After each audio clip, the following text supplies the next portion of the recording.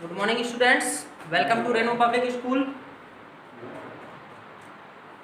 आज हम स्टार्ट करेंगे हमारा क्लास 11 फिजिक्स का चैप्टर 3 जो है motion in a straight line, है ना। सो चैप्टर 3 में हमको पढ़ना है motion in a straight line. Actually ये जो है पार्ट है मैकेनिक्स का। तो सबसे पहले हमको बात करनी है कि मैकेनिक्स क्या है, व्हाट इज मैकेनिक्स। सो देखिए, that is the branch of science, actually कहना चाहिए that is the branch of physics. Okay, so mechanics that is the branch of physics that deals with the object which is in either in rest or in motion. या तो वो object rest में है या motion में है, तो उसकी स्टडी हम फिजिक्स की जिस ब्रांच में करेंगे उसको हम बोलेंगे मैकेनिक्स। ओके, इसके बाद we have 3 parts in mechanics that are statics, kinematics and dynamics। इन तीनों को थोड़ा सा समझना पड़ेगा। एक्चुअल में ये तीनों भी किससे रिलेटेड है? रेस्ट और मोशन की कंडीशन से। अब ये हम मैकेनिक्स में अलग से क्यों लाना पड़ा, तो समझिएगा, जब भी कोई ऑब्जेक्ट रेस्ट में होता है कोई ना कोई प्रॉपर्टी होती है उसमें, है ना, कोई ना कोई कुछ ना कुछ प्रॉपर्टीज डेवलप हो जाती हैं। जब कोई ऑब्जेक्ट मोशन में होता है तो उसमें कहीं ना कहीं कुछ प्रॉपर्टीज डेवलप हो जाती हैं, उसका बिहेवियर चेंज हो जाता है। तो इन सारे बिहेवियर्स को हम पढ़ते हैं मैकेनिक्स में, चाहे वो ऑब्जेक्ट आपका रेस्ट में हो या फिर मोशन में हो। Similarly statics that is branch of mechanics, okay, in which we study or we learn the behavior of an object in the rest condition। जब आपका ऑब्जेक्ट रेस्ट कंडीशन में होगा तो जिस ब्रांच के अंडर में हम उसका बिहेवियर स्टडी करेंगे उसको हम बोलेंगे स्टैटिक्स। फिर आते हैं kinematics. So kinematics that is also the branch of mechanics in which we study the behavior of an object under motion without considering the cause of motion। इसको समझना है बस। देखिए, काइनेमैटिक्स में हमको ऑब्जेक्ट का बिहेवियर मोशन के दौरान पढ़ना है, लेकिन क्या छोड़कर हमको जब वो ऑब्जेक्ट मोशन में है तो उसमें कौन कौन सी प्रॉपर्टीज आती हैं, कौन कौन से बिहेवियरल चेंजेस होते हैं, उसकी स्टडी करना है। लेकिन वो ऑब्जेक्ट मोशन में कैसे आया इसकी स्टडी काइनेमैटिक्स में नहीं करना है। तो ऑब्जेक्ट मोशन में कैसे आएगा? ऑब्जेक्ट मोशन में आएगा जब उसमें कोई फोर्स लगेगा। इसका मतलब without considering the force that developed motion in the object is studied under the kinematics. Clear? Okay, now dynamics. अब यहां पर बात आती है, डायनामिक्स है study of the behavior of an object under motion with its cause। मतलब यहाँ पे काइनेमैटिक्स और डायनामिक्स में एक बहुत माइनर सा डिफरेंस है। क्या है कि काइनेमैटिक्स में भी ऑब्जेक्ट के मोशन के कारण जो बिहेवियरल चेंजेस आते हैं, जो प्रॉपर्टीज डेवलप होती हैं वो स्टडी करते हैं, बट कॉज को इंक्लूड नहीं करते, कॉज की स्टडी नहीं करी जाती। That means we don't study the cause और we don't study the force that develops motion. Okay, then dynamics में क्या है, हम मोशन की स्टडी करते हैं इंक्लूडिंग कॉज, और we can say including the force that develops motion in that object. Clear? So इसको रिपीट कर लेते हैं, ज्यादा ध्यान देने की जरूरत नहीं है, सिंपल वर्ड्स में याद रखने की कोशिश करना है बस। So in the chapter 3 motion in straight line, सबसे पहले हमको बात करनी है मैकेनिक्स की। मैकेनिक्स क्या है? तो mechanics that is the branch of physics under which we study the behaviour of an object under rest or motion. Okay, then mechanics has 3 branches: statics, kinematics and dynamics। Statics in which the behavior of an object is studied when it is in rest condition। Kinematics, the behavior of an object is studied when it is in motion without considering its cause। Okay, in dynamics the study of an object under motion with considering the cause that developed motion in that object। Clear? Okay, अब हम बात करते हैं main words की। देखिए, जैसे ही हमने motion start किया चैप्टर, उसमें 2 वर्ड आपको बार बार आए होंगे। एक आता है रेस्ट मोशन, रेस्ट मोशन, शुरुआत ही 2 वर्ड से होती है इसकी, rest motion, rest motion. So actual में what is the sense of rest and what is the sense of motion, हमको ये देखना है। ओके, जनरली आप लोगों को पता भी है, थोड़ा सा टेक्निकल माइंड लगाना है बस, और टेक्निकल माइंड भी कुछ ज्यादा टिपिकल नहीं है। सो हम 2 चीजों को और डिफाइन कर लेते हैं यहाँ, एक है आपका रेस्ट और दूसरी कंडीशन है मोशन। देखिए कोई भी ऑब्जेक्ट जब भी है, ऑब्जेक्ट आपका रेस्ट कंडीशन में, मोशन कंडीशन में, इसको कैसे डिफाइन करेंगे? इसको डिफाइन करने का तरीका समझिए। आपके पास 2 व्हीलर है, साइकिल है, 4 व्हीलर, व्हाटएवर भी जो भी आपके पास व्हीकल है, या आप खुद हो, जब आप व्हीकल पार्क करते हो और सुबह उठते हो, जहां आपने पार्क किया था वहीं पे पार्क है, तो आप क्या सोचोगे कि हाँ व्हीकल, हमारी गाड़ी वहीं रखी हुई है जहां मैंने रखी थी। इसका मतलब उस पोजीशन पे, जिस पोजीशन में आपने उस गाड़ी को रखा था, मान लीजिए वो गैराज है, कोई फिक्स्ड लोकेशन है, वहां पे रखा था, और जब आप सुबह उठ के देखते हैं, that means after some time, okay, और आफ्टर कंसिडरेबल टाइम जब आप उसको देखते हो तो आपको वही मिलता है। इसका मतलब उसकी पोजीशन क्या है? फिक्स है। फिक्स किसके रिस्पेक्ट में है बेटा? टाइम के रिस्पेक्ट में, ये ध्यान दीजिएगा। तो रेस्ट और मोशन की कंडीशन को हम डिफाइन करते हैं पोजीशन से, पोजीशन, और पोजीशन में जो चेंजेस होते हैं वो किसके रिस्पेक्ट में देखते हैं हम? टाइम के रिस्पेक्ट में। किसके रिस्पेक्ट में? टाइम के रिस्पेक्ट में। So what is the condition of rest? If the position of an object doesn't change with respect to time is called condition of rest. अगर ऑब्जेक्ट की जो कंडीशन है, सॉरी पोजीशन है, वो time के respect में fixed है, इसका मतलब क्या है? ऑब्जेक्ट रेस्ट कंडीशन में है। Then motion, if the position of an object is variable or varies with respect to time, then this condition is called condition of motion of that object। मतलब अगर आपका ऑब्जेक्ट पोजीशन चेंज कर रहा है time के respect में, तो इसका मतलब वो मोशन में है। जैसे आप बाइक चलाते हो, कहीं से भी जाओगे, 2 व्हीलर चलाते हो या फिर जो है बाइसिकल चलाते हो, तो आपने देखा होगा पहले हम कहीं और होते हैं, कुछ देर बाद साइकिल चलाते जाते हैं, मोटरसाइकिल चलाते जाते हैं, तो कुछ कहीं और होते हैं। तो इसका मतलब हमारी पोजीशन चेंज हो रही है, और एक पोजीशन, दैट मींस एक पॉइंट, पोजीशनल पॉइंट से सेकंड पोजीशन पॉइंट तक पहुंचने के लिए आपको कहीं ना कहीं टाइम लग रहा है। इसका मतलब टाइम के रिस्पेक्ट में आपकी पोजीशन चेंज हो रही है। क्लियर? तो इसको हम क्या बोलेंगे? Condition of motion. So condition of motion क्या है? और situation of motion, when the object changes it's position with respect to time, that means this is the condition of motion. If it is fixed or it doesn't change its position with respect to time, then that condition is called the condition of rest. Okay, so very easy, आपको बिल्कुल clear होगा, कोई दिक्कत नहीं है इसमें।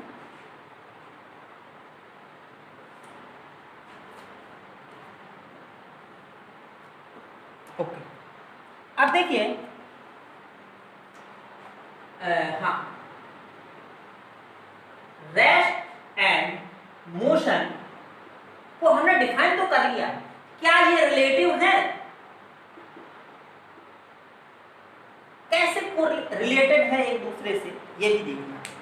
तो yes, relative terms में रेस्ट और कंडीशन दोनों एक दूसरे से इंटरलिंक्ड है। कैसे इंटरलिंक्ड है? देखिए, एक बस जा रही है, समझिएगा,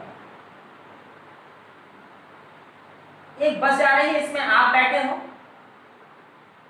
और एक सवारी और बैठी, चलो मैं बैठ जाता हूं, मैं बैठा हूं, यू एंड आई, ठीक है। हम आप बैठे हैं उस बस में, और बस 60 किलोमीटर पर आवर की स्पीड से चल रही है। आप और मेरी पोजीशन का जो डिफरेंस था वो कितना था? मान लीजिए 3 सीट। 3 सीट का मतलब कि पहले मैं बैठा हूं, उसके बाद 1 2 3, 3 सीट के बाद चौथी सीट में आप बैठे हैं, या उल्टा भी कर सकते हैं। तो जब बस जाके पन्ना में रुकती है, देवेंद्र नगर से मान लो चलती है, जाके पन्ना में रुकती है, आपकी सीट बदली नहीं गई है, ध्यान दीजिएगा, आपकी पोजीशन फिक्स है ना बस में, लेकिन बस मूव कर रही है। ये ध्यान दीजिएगा, बस मूव कर रही है और एक बंदा यही देवेंद्र नगर में खड़ा है, वो थर्ड पर्सन है, ठीक है। मान लो आपका भाई खड़ा है, आपका ब्रदर जो है खड़ा हुआ है देवेंद्र नगर बस स्टैंड में, और देवेंद्र नगर बस स्टैंड से जब बस निकली थी, ठीक है, तो कहीं ना कहीं बस ने मूव करना स्टार्ट किया, हम दोनों की पोजीशन फिक्स थी। तो समझिएगा, जब पन्ना बस पहुंचती है तो आप अपने भाई से, मतलब बस आप और मैं दोनों आपके भाई से 25 किलोमीटर मान लीजिए पन्ना है, तो 25 किलोमीटर हमारी पोजीशन चेंज हो चुकी है आपके ब्रदर से, because he was standing at the bus stand of Devendra Nagar, क्योंकि वो देवेंद्र नगर के बस स्टैंड में खड़ा हुआ है, इसलिए हमारी पोजीशन उसके बिहाफ में चेंज हो गई। लेकिन पोजीशन उसके बिहाफ में चेंज हुई, लेकिन मेरी और आपकी पोजीशन एक दूसरे के बिहाफ में चेंज नहीं हुई, भले ही ये बस आपकी मूव कर चुकी है। क्यों नहीं हुई? क्योंकि हम दोनों सेम स्पीड में जा रहे हैं, जितनी स्पीड से बस चल रही है उतनी स्पीड से ही हम दोनों जा रहे हैं। तो हमारी और आपकी पोजीशन, आप मेरी तरफ देखोगे तो देखोगे अरे सर वो तो चौथी सीट में बैठे हुए हैं, और मैं आपकी तरफ देखूंगा तो मैं कहूंगा अरे ये तो मेरे दाएं साइड चौथी सीट में बैठे हुए, आप देखोगे कहोगे अरे बाएं साइड सर चौथी सीट में बैठे हुए हैं। इसका मतलब हमारा जो सीट है डिफरेंस था, जो पोजीशन थी वो फिक्स है, किसके रिस्पेक्ट में? एक दूसरे के रिस्पेक्ट में। बट जो आपका ब्रदर भाई देवेंद्र नगर बस स्टैंड में खड़ा हुआ था, और जब हम लोग पटना पहुंच गए तो मैं अगर आप मुझसे कहेंगे सर मेरा भाई मुझसे आपसे कितना दूर है, मैं कहूंगा यार 25 किलोमीटर। मैं आपसे पूछूंगा तो आप क्या कहोगे? 25 किलोमीटर। तो उसके रिस्पेक्ट में हमारी डिस्टेंस बढ़ गई, हमारी पोजीशन चेंज हो गई, क्योंकि हम पहले आपका जब ब्रदर खड़ा हुआ था तो देवेंद्र नगर में थे, अब आपका ब्रदर मान लीजिए बस स्टैंड में ही है, ठीक है। तो अब हमारी पोजीशन क्या हो गई? उसके रिस्पेक्ट में पन्ना हो गई। लेकिन हम दोनों के रिस्पेक्ट में जो बस के अंदर बैठे हुए थे, पोजीशन क्या हो गई? सेम हो गई। तो अगर मैं आपसे कहूं कि क्या मैं कुछ चला, आप कहोगे नहीं चले सर, आप तो उसी सीट में बैठे हो, पन्ना तक आ गए। अगर आप मुझसे कहें सर क्या मैं चला, तो मैं क्या कहूंगा कि नहीं, आप भी तो उसी चौथी सीट में बैठे हुए जहां से देवेंद्र नगर से बैठे हुए थे। तो हमारे आपके रिस्पेक्ट में एक दूसरे की पोजीशन क्या हो गई? फिक्स। टाइम भले ही आधा घंटा लगा पढ़ना जाने में, लेकिन हमारी पोजीशन चेंज नहीं हुई। क्लियर?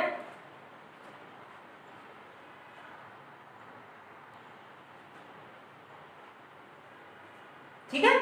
लेकिन आपके ब्रदर के रिस्पेक्ट में चेंज हो गई। इसका मतलब condition of rest and motion are related terms, वो एक दूसरे से कोरिलेटेड हैं।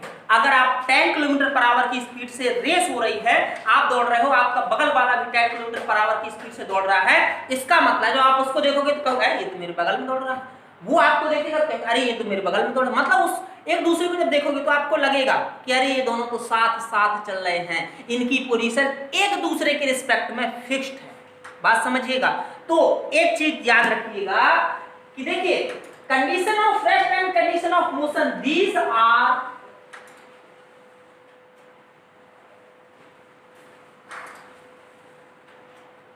Relative words. ये कंडीशन कैसी है? रिलेटिव है एक दूसरे से। समझिएगा बात को। इसका मतलब एब्सोल्यूट रेस्ट या फिर मोशन की कंडीशन पॉसिबल नहीं है, नॉट पॉसिबल। क्यों पॉसिबल नहीं? आप यहां हो, मैं कह दूं सर यार देखो मैं खड़ा हुआ हूं, I am in rest, but not. समझिए क्यों? भाई सन के रिस्पेक्ट में अर्थ तो मूव कर रहा है, तो कहीं ना कहीं मैं किसी के रिस्पेक्ट में रेस्ट कंडीशन में हो सकता हूं, बट एब्सोल्यूट रेस्ट नहीं आ सकता। क्यों नहीं आ सकता? उसका सबसे बड़ा रीजन यही है कि जो पूरा यूनिवर्स है वो मूव कर रहा है, टाइम के रिस्पेक्ट में अपनी पोजीशन चेंज कर रहा है। तो अर्थ मूव करती है, रोटेट भी करती है, स्ट्रेट लाइन में सर्कुलर पाथ में भी मूव करती है। तो क्या मैं रेस्ट कंडीशन में हूं? अर्थ में जितने लोग हैं उनके लिए मैं रेस्ट कंडीशन में हो सकता हूं, बट दूसरे प्लेनेट में या दूसरे जो है पोजीशन में, अर्थ के आउट ऑफ अर्थ से जो भी मुझे देख रहा होगा उसको लगा रही है तो मूव कर रहा है, ऐसे ऐसे घूम रहा है, ऐसे ऐसे भी घूम रहा है, ऐसे ऐसे घूम रहा है, मतलब रोटेशनल मोशन भी कर रहा है और सर्कुलर मोशन भी कर रहा है, दोनों पाथ में। तो समझिएगा, तो एब्सोल्यूट रेस्ट की कंडीशन नहीं हो सकती और एब्सोल्यूट मोशन की भी कंडीशन नहीं हो सकती। ये ध्यान दीजिएगा। So the condition of absolute rest and motion is not possible in the universe. ये ध्यान दीजिएगा, क्यों? क्योंकि there is not any reference point, कोई भी रेफरेंस पॉइंट नहीं। रेफरेंस पॉइंट का मतलब समझिएगा, रेफरेंस पॉइंट का मतलब है मैं दौड़ रहा हूं, मैं रनिंग कर रहा हूं, तो कोई अगर खड़ा होकर देख रहा होगा तो मैं उसको ज्यादा तेज लगूंगा, तो अगर कोई मेरे पीछे आके दौड़ रहा होगा उसको लगेगा कि थोड़ी सी कम स्पीड है। समझिएगा बात को। तो कहीं ना कहीं मोशन और रेस्ट की कंडीशन किसमें डिपेंडेंट है? आपने रेफरेंस पॉइंट क्या लिया हुआ है। अगर आप स्टेबल हैं, ट्रेन आपके अपने ट्रैक से गुजर रही है तो आपको ज्यादा स्पीड में लग सकती है, वहीं एक दौड़ते हुए आदमी को ट्रेन थोड़ी सी कम स्पीड में लगेगी, और अगर वो अपोजिट साइड में दौड़ रहा है तो उसको और ज्यादा स्पीड लगेगी। तो समझिएगा, कंडीशन ऑफ मोशन और कंडीशन ऑफ रेस्ट एब्सोल्यूट हो नहीं सकती, ये बात आपको याद रखना है, पॉसिबल ही नहीं है। एब्सोल्यूट का मतलब है condition for total rest, actual में रेस्ट, और एब्सोल्यूट कुछ होता नहीं है। सारी फिजिक्स रेफरेंस पॉइंट में वर्क करती है। मैं इसको अपने स्कूल के बच्चे जो है वो सब समझते हैं। मैंने आपको हाइट का बताया था, मैं कहूंगा यहाँ से हाइट मेरी कितनी है, आप कहोगे सर 5 फीट 5 इंच है। मैं छत पे चढ़ जाऊंगा, फिर कहूंगा हाइट कितनी है मेरी। अब रेफरेंस पॉइंट का फंडा आता है, अगर छत के ग्राउंड से लूंगा, रूफ टॉप के जो आपका बॉटम है उससे लूंगा, तो मेरी हाइट उतनी ही रहेगी 5 फीट 5 इंच। बट अगर मैं ग्राउंड फ्लोर से लूंगा तो मेरी हाइट चेंज हो जाएगी। और चेंज क्यों हुई? यही रेफरेंस पॉइंट का फंडा है। आपने रेफरेंस पॉइंट कहां से सिलेक्ट किया है? आपने अगर समझ के चलिए कि एक हिल में अपना घर बना दिया, तो वहां पे आपके मान लो 2 फ्लोर है घर में, ग्राउंड फ्लोर और फर्स्ट फ्लोर, और एक प्लेन एरिया में एक बिल्डिंग बनी है जिसमें 10 फ्लोर है, इट हैज 10 फ्लोर्स। तो आपके सेकेंड फ्लोर की हाइट हो सकता है उस 10 फ्लोर वाली बिल्डिंग से भी ज्यादा रहे, बिकॉज ऑफ रेफरेंस पॉइंट। अगर आप प्लेन एरिया से रेफरेंस पॉइंट लोगे तो हाइट आपके फर्स्ट फ्लोर की भी बहुत ज्यादा हो जाएगी कंपेयर टू 10 फ्लोर बिल्डिंग। बात समझ में आ गई? तो रेफरेंस पॉइंट का पूरा खेल है, और एब्सोल्यूट रेस्ट और एब्सोल्यूट मोशन कंडीशन का कोई भी रेफरेंस पॉइंट पॉसिबल नहीं है, because universe is continuously expanding. और किस स्पीड से एक्सपांड कर रहा है? स्पीड ऑफ लाइट से ज्यादा स्पीड से एक्सपांड कर रहा है। तो रेस्ट और मोशन का एब्सोल्यूट पॉइंट तो मिलना इम्पॉसिबल है। क्लियर? ओके। अब हम जब मैकेनिक्स पढ़ेंगे तो एक वर्ड बार बार आने वाला है,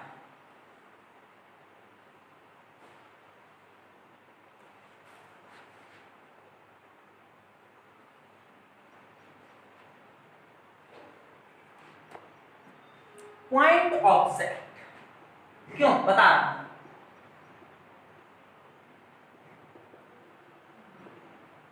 पॉइंट ऑब्जेक्ट क्या होता है? ठीक है, रिजिड ऑब्जेक्ट भी आएगा, बहुत सारी चीजें आने वाली। तो मोशन में सबसे ज्यादा यहां पे आपको पढ़ने की जरूरत है पॉइंट ऑब्जेक्ट। तो पॉइंट ऑब्जेक्ट को मोशन में कैसे डिफाइन करते हैं कि अगर कोई ऑब्जेक्ट ऐसी डिस्टेंस कवर करता है जो उसके साइज के कंपैरिजन में बहुत ज्यादा है, तो उस ऑब्जेक्ट को हम क्या बोलते हैं? Point object. When an object covers or a distance or changes its position by a such large amount, by a such larger magnitude than its body size, उसके साइज से ज्यादा अगर वो डिस्टेंस कवर करेगा। मान लीजिए कि चींटी है 100 किलोमीटर चल गई, पॉइंट ऑब्जेक्ट हो गया। मान लीजिए कि इंसान है 500 किलोमीटर चल गया, 1 किलोमीटर भी चल गया, तो उसके साइड से वो 1 किलोमीटर भी बहुत ज्यादा। समझिएगा बात। तो पॉइंट ऑब्जेक्ट का मतलब क्या है कि हम उसकी पोजीशन को हमेशा क्या मानेंगे? एक पॉइंट में कंसंट्रेटेड मानेंगे। क्लियर? इससे क्या होता है, हमको कैलकुलेशंस में परेशानी नहीं आती है। अगर मैं कहूं कि मैं दौड़ रहा हूं, मेरी स्पीड बताइए, तो मुझे एक पॉइंट ही मानना पड़ेगा, अदरवाइज क्या होगा? बॉडी साइज के कारण डिफरेंस आ जाएगा स्पीड में। हो सकता है आगे का पार्ट मेरा ज्यादा स्पीड से मूव कर रहा हूं, पीछे का पार्ट का कुछ ना कुछ स्पीड का डिफरेंस आएगा। उसका रीजन क्या है भाई? लेंथ वो काउंट होगी। आप चलिए 1 किलोमीटर, अब आपकी मान लीजिए थिकनेस है, कोई ऑब्जेक्ट है उसकी थिकनेस कितनी है? 1 मीटर। ऑब्जेक्ट की थिकनेस कितनी है? 1 मीटर। और आपने मूव किया 1 किलोमीटर, दैट मीन्स 1000 मीटर आपने मूव किया। और आपकी थिकनेस है ये कितनी है 1 मीटर, तो ये बैक पोर्शन है और ये फ्रंट पोर्शन है, तो कहीं ना कहीं डिफरेंस आ जाएगा लेंथ कवर करने में, क्योंकि ये कितनी होगी, ये बैक जो है आपका पोर्शन ये कितना कवर करेगा 999 मीटर और फ्रंट पोर्शन 1000 मीटर कवर करेगा, तो कहीं ना कहीं डिफरेंस आएगा और वो डिफरेंस बहुत माइनर है। तो इसीलिए यहाँ पे जब हम मैकेनिक्स की बात करेंगे तो वहां पे हमने पॉइंट ऑब्जेक्ट कंसीडर किया हुआ है और पॉइंट ऑब्जेक्ट का कॉन्सेप्ट ज्यादा बेहतर है, और क्यों कंसीडर किया है उसका रीजन भी मैंने आपको बता दिया। So what is point object? An object when changes its position or covers the distance by a larger amount compared to its size, then this object is called point object. So all the objects that we are considering in the mechanics or motion, in this motion part, all objects are point objects. That should be very clear. तो जितने भी object हम जो भी यहाँ पे study करेंगे सभी ऑब्जेक्ट्स को पॉइंट ऑब्जेक्ट ही कंसीडर करके कैलकुलेशंस करेंगे या सोल्यूशन करेंगे। Okay okay, thank you.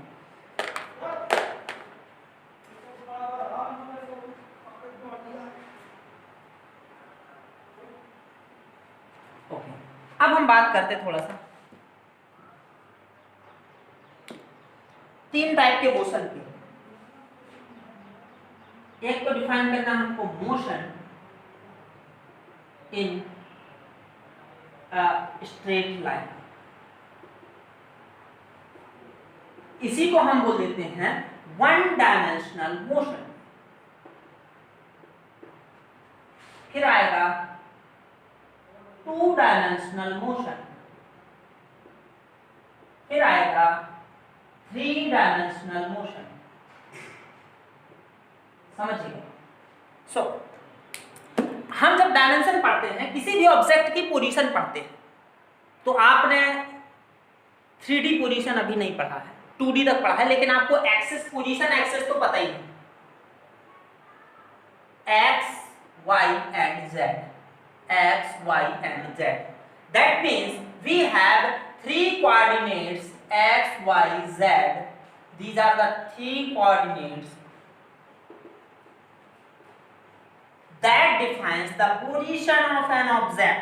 Define करते ना, हम कहते हैं अगर ये 2 3 में लाई करता है, 2 -3 में, तो ये क्या क्वाड्रेट ही तो है उस पॉइंट के, तो कहां पे लाई करेगा? लाई करने का ही मतलब क्या है, हम इन पॉइंट से क्या इंडिकेट कर रहे हैं? We are indicating the position of an object, उसकी पोजीशन ही तो इंडिकेट कर रहे हैं।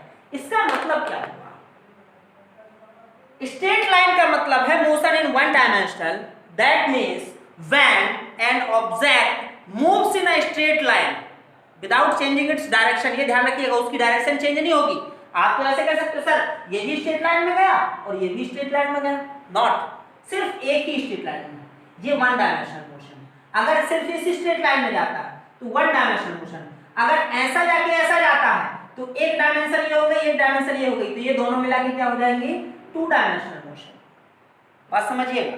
और अगर ऑब्जेक्ट की पोजीशन 3 कोऑर्डिनेट से डिफाइन करी जाती है तो उसको क्या बोलेंगे हम 3 डायमेंशनल मोशन। मैं बता रहा हूं उसको।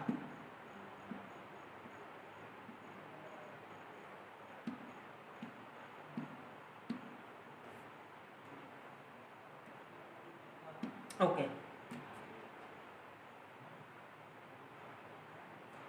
So the motion of an object is called 1 dimensional or motion in a straight line when its position, the position of an object is defined by a single coordinate. उसकी position किससे define करी जाए बेटा? Single coordinate से, या तो x से या y से या फिर z से, कोई एक। क्यों? क्योंकि अगर ऐसे जाएगा तो हॉरिजॉन्टल में तो ये x डायरेक्शन में जाएगी, वो ऐसे भी जा सकता है वर्टिकल में y, और ये ऐसे भी जा सकता है तो ये हो जाएगी z। बट उसकी जो पोजीशन चेंज होगा या पोजीशन होगी ऑब्जेक्ट की, वो कौन डिफाइन करेगा? Only single coordinate. So motion in a straight line or 1 dimensional motion is the motion in which the position of an object is defined by a single coordinate, either by x or y or z. Clear? अगर single coordinate use होता है कैसे? Example बस travelling in straight line, एक बस सीधे जा रही है तो बस की पोजीशन हमको पता चल जाएगी कि कहां पे है, और सिर्फ सिंगल कोऑर्डिनेट से वो डिफाइन हो जाएगी। ठीक है? Train moving in a straight line, we are moving in a straight line, direction change नहीं करेंगे तो वन डायमेंशनल हो जाएगा, डायरेक्शन चेंज कर दिया तो टू डायमेंशनल हो जाएगा। टू डायमेंशनल मोशन क्या होता है? सो अगर आपका बस, ट्रेन, हम कोई भी ऑब्जेक्ट है स्ट्रेट लाइन में मूव कर रहा है विदाउट चेंजिंग इट्स डायरेक्शन, इसका मतलब क्या है कि वो कहां जा रहा है? वन डायमेंशनल मोशन में जा रहा है, मोशन स्ट्रेट लाइन मोशन में जा रहा है। इसी को हम बोलते हैं रेक्टिलिनियर मोशन। ठीक है? टू डायमेंशनल मोशन क्या है? When the position of an object is defined by the two coordinates. Okay?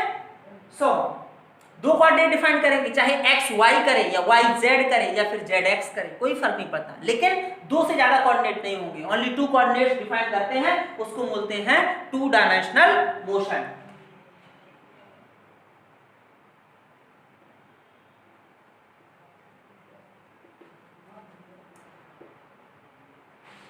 Position is defined, position by only one coordinate, position by only two coordinates। और three dimension में क्या हो जाएगा? Position by all three coordinates. Clear? So one dimensional motion का example क्या हो जाएगा?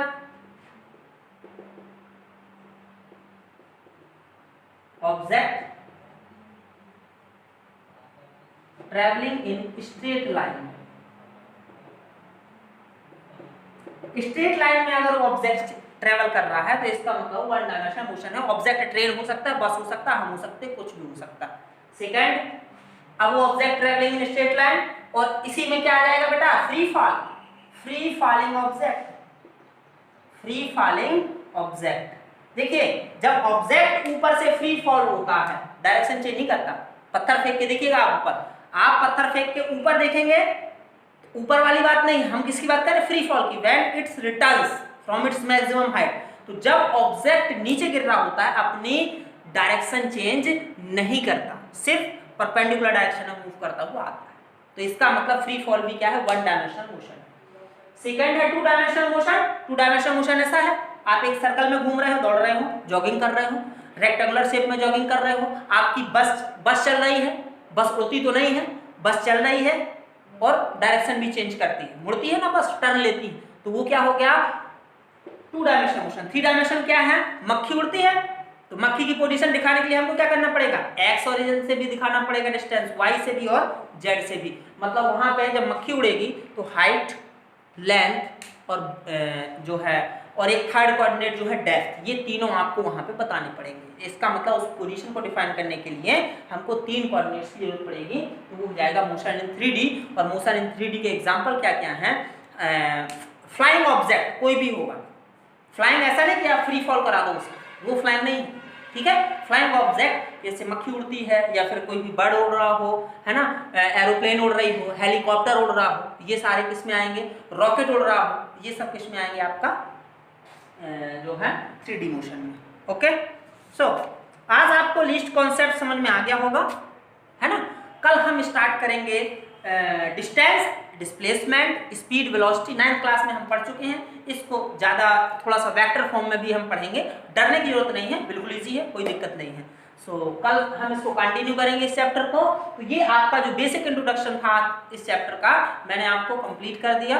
Okay, सो कल हम फिर मिलेंगे, मैं वीडियो अपलोड करूंगा और एक 2-4 दिन बाद कोशिश करते हैं कि मैं लाइव क्लास में हम लोग आने लगे, तो लाइव क्लास का टाइमिंग भी फिक्स कर दूंगा मैं। सो अभी आप सिर्फ वीडियो से पढ़िए, फिर लाइव क्लास में आएंगे हम। Okay, thank you.